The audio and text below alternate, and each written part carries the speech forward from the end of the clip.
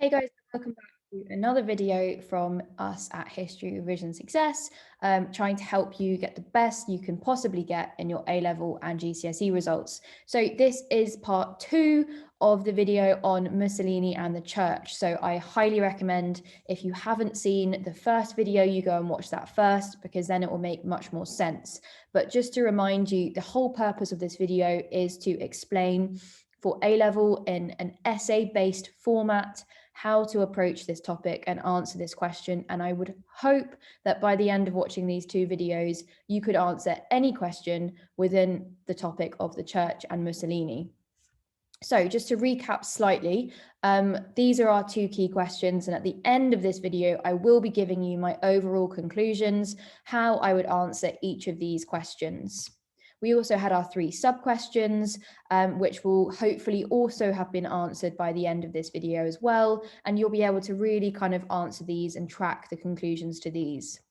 Now, at the end of the last video, we had got to this point, the Lateran Pact. What had it achieved? What had it stated? And we went through all of those elements. Now, the next thing that we really need to kind of go through is, what impact did this have? So, first of all, we're going to cover the benefits that it brought to Mussolini himself. It was a victory for Mussolini. It ended more than 60 years of conflict between the church and state, a formal end of that, and the vast majority of Italians supported what he had done. They supported him. It also reduced significantly Catholic anti-fascist activity. It gained him further support from the population. And in addition, he really hadn't made that many concessions, particularly concessions that would actually affect him and how he was running the country. It meant, and this is most important, that the Catholic Church was no longer a threat to his political position in Italy by the 1930s. And it brought him a huge amount of prestige in Italy and abroad. Remember, in the last video, I explained how he wants to be an internationally renowned statesman. It's a huge part of his foreign policy, particularly in the 1920s. So this really helps him with that image of, I am a statesman at home and abroad. It also led to the church outwardly supporting the state. Sorry, I don't know why that took me so long to get my words out there, but the church began to outwardly support the state in the following ways. So one question might be, why did they do this? Now, the reason the church were happy to engage in this agreement with Mussolini is for the following reasons. First of all, Mussolini was an effective leader, and the Catholic Church supported him because they saw him as an answer for stability. They wanted stability, they wanted a stable Italy, and they wanted to protect Catholicism from socialism. And they saw Mussolini as somebody who would be able to do that. In addition, they had many shared values. For example, the church and Mussolini wanted social stability and order. They both believed in discipline. They both respected the hierarchy. They both had hostility towards kind of liberal values and really valued the importance of family and marriage. They also both wanted women to fulfill the role as the mother. This meant that because of these commonalities, there were many Catholics who felt their faith could reasonably coexist alongside fascism. So for those reasons, it worked essentially. Now, the question of, how did the church start showing this outward support? Here we go. So after the Concordat, after this agreement, the Lateran Pact, we saw many members of the Catholic Church starting to actively participate in fascism. For example, we had priests participating in the ONB, which was the fascist youth organization. We saw priests and state officials cooperating in campaigns against decadent films and short skirts. And we had the slogan for Pope and Deuce, emphasizing the unity of the church and state, Deuce meaning leader, for anyone who wasn't quite clear. So they also agreed on policies to support General Franco in the Spanish Civil War, and the church supported the conquest of Ethiopia because they saw it as an opportunity to spread the Catholic faith, kind of missionary work in that sense. So they're showing outward support for the state's actions. Now, this leads to the point, actually, let me just mention one thing. Despite all of this kind of positive rhetoric, all this positive messaging, you must remember, we cannot stereotype. Not all priests were supportive of the regime. And in 1930, there were 300 Catholic priests who supported a protest letter condemning the Archbishop of Milan for openly supporting the fascist regime. So there's always going to be people who do not fit into these trends that we're talking about. Now, this leads us to point 4, okay? Mussolini has gained what he wanted from this alliance. He has become popular in a way that he could never have foreseen by aligning himself with the Catholic Church and by passing the Lateran Pacts. It's gained him power and stability, international prestige. He is now in a much stronger position. He no longer needs the church in the same way. By the 1930s, we see the competing principle of Catholicism and fascism starting to clash.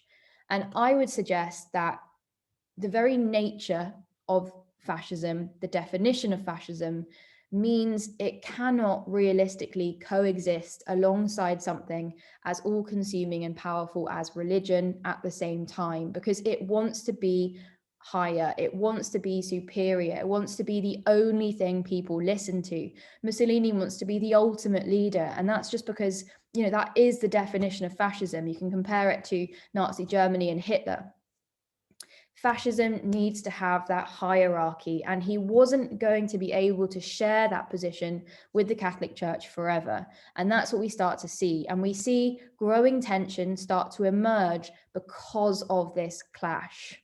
Now, by the 1930s, Mussolini attempts to make Italian society adopt greater fascist ideals, and it results in tensions. One thing he starts to criticize is this bourgeois mentality of Italians, emphasizing the importance of religion and comfortable living standards. He said that it made Italians weaker, and he wanted ordinary Italians to have fascism and glory of Italy above religion. Now, this led to the first kind of clash, as you might call it.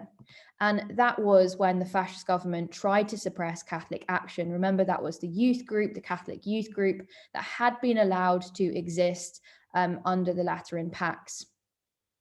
Now, the Pope criticized this action in both foreign and domestic newspapers, particularly in his own papal newspaper. Again, I'm probably going to butcher the pronunciation of this, but L'Osservatore Romano. You can tell my Italian accent is not particularly good. And he entitled his newspaper article, I'm just going to read the English, "We Have No Need." Okay, so that's the Italian, the correct Italian name, or in English, "We Have No Need." So you can see the kind of critique he's making of Mussolini's actions. Now, this meant that there was considerable clashing over this. Mussolini absolutely did not like being critiqued in an international newspaper by the Pope, the head of the Catholic Church.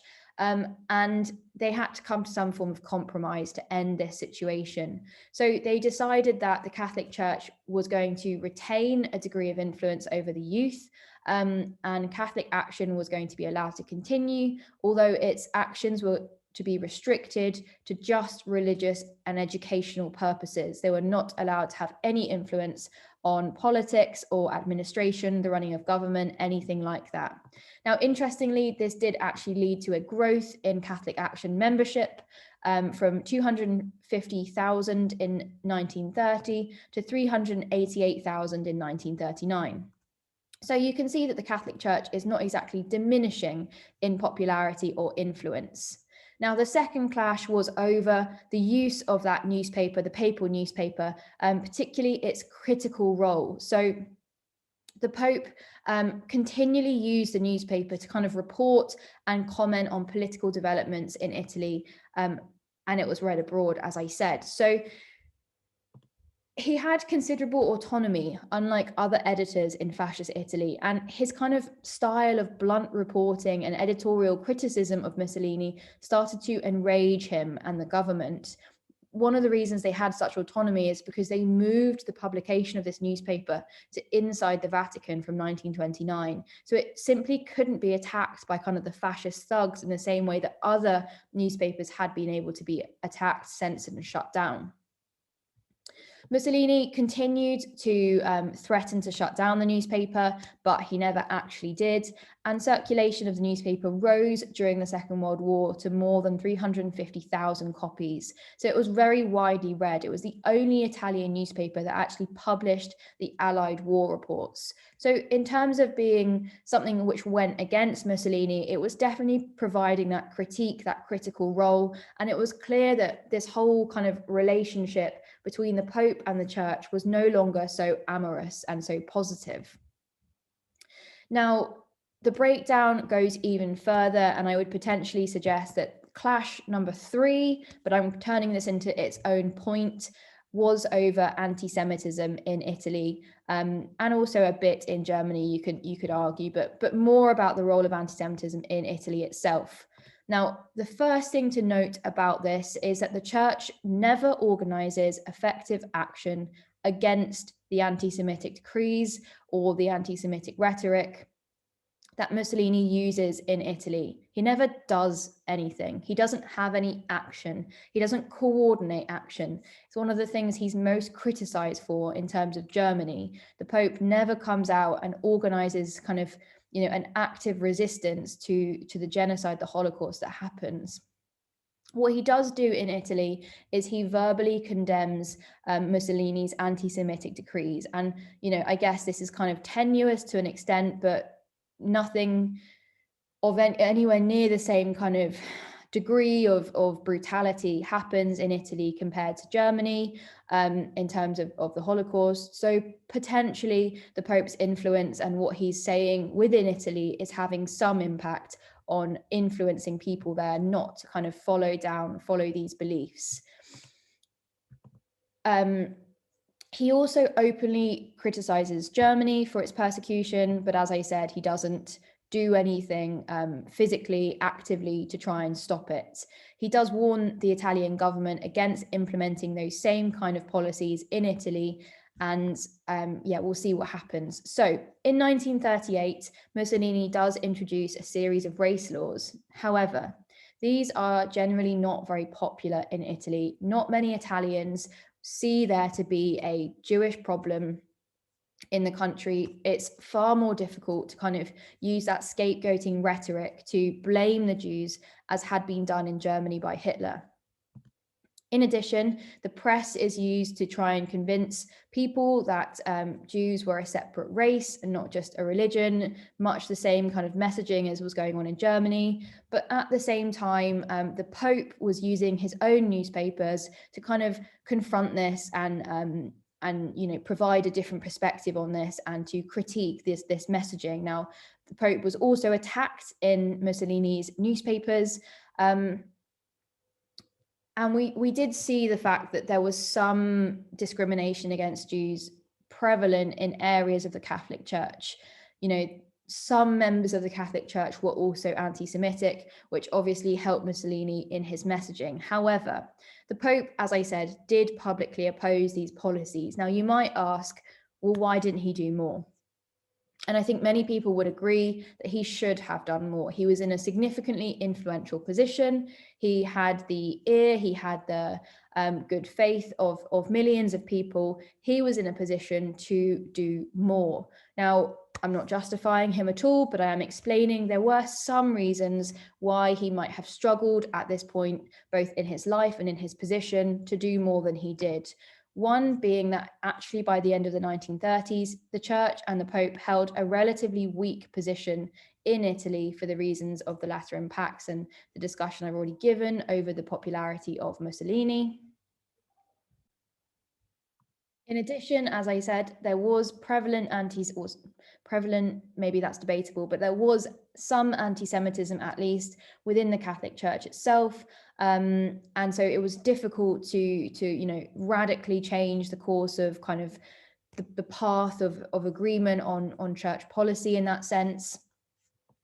He also received some bad advice. I would suggest some key advisors to him viewed the Jews kind of as being as within an alliance of socialists and therefore as a direct threat to the Catholic Church. That's kind of some more anti-Semitic advice that he's receiving from key advisors. He's also old. He dies aged 81 in 1939. He's not a young man. He's not full of energy in life in that sense, ready to take on this crusade, kind of this campaign against what's happening in Germany and Italy. So while that doesn't excuse him and his inaction, it perhaps explains a little bit why he did what he did.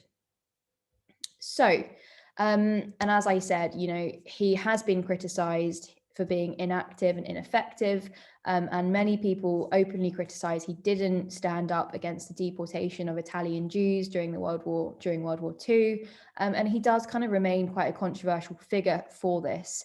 Now, I would say one thing he does, which I guess wasn't recognized at the time, is that he had written a last encyclical, which was due to be published. However, he died, and the Church decided not to publish it. It was an article that demanded an end to the persecution of Jews in both Germany and Italy, and it was purposefully not made public by the Catholic Church. So, it's up to you to decide how far that might redeem him or not. But yeah, that was the role that he played in the situation. So I promised you that at the end of this video, I would go back and have a look at these key questions and go through some overarching conclusions to this topic. So first of all then, how far did the church and state work together? Well, both the church and state recognized the necessity to work together in order to survive. As the leader of the Catholic Church, a very powerful institution in Italy, Pope Pius could have been a formidable foe to Mussolini. Therefore, during the 1920s, Mussolini did much to signal his willingness to compromise and protect Catholicism within Italian society. However, by the 1930s, that relationship had deteriorated. The very nature of fascism meant it could not ultimately coexist alongside another dominating and competing social principle. And by the 1930s, Mussolini had strengthened his power and support base significantly through his outward alliance with the Church, the Lateran Pax. This meant that by the 1930s, both parties were less willing to compromise, and serious tensions began to arise around loyalty and moral decisions within Italy. That's my conclusion. Secondly, to what extent was the Church an ally of the state? So by definition, the Church was an ally of the state. It did not oppose the fascist state, nor did it succeed in preventing dangerous political decisions, and treaties such as the Concordat and Lateran Pax brought social and financial success to the Church. Both Mussolini and Pope Pius depended on each other for stability and popularity. They shared political ideas and opposed socialism above all else. However, Pope Pius became a less willing participant in the fatal embrace, as coined by historian Kurtzer. I think that's a very, very interesting quotation. When Mussolini's more morally damaging actions became public, the Catholic faith opposed actions such as the anti-Semitic laws, the infringements on Concordat, and Adolf Hitler's racism. The Church was the state's ally to the point where the benefits no longer outweighed the negatives. Hopefully that's given you some really good information and evidence and analytic thought and conclusions to move forward in this topic and to approach this question with that A-star hat on, and give you everything you need in that toolbox to succeed. Please like the video, please subscribe. It really helps me, and it means I can keep making these kind of videos, which I hope are helpful to you. And I hope to see you next time in our next A-level video, which, I don't know, I'll choose another topic to do, and let me know what you study, what kind of topics you want. That advice is always very good. It means I know what I can provide for you that's actually helpful.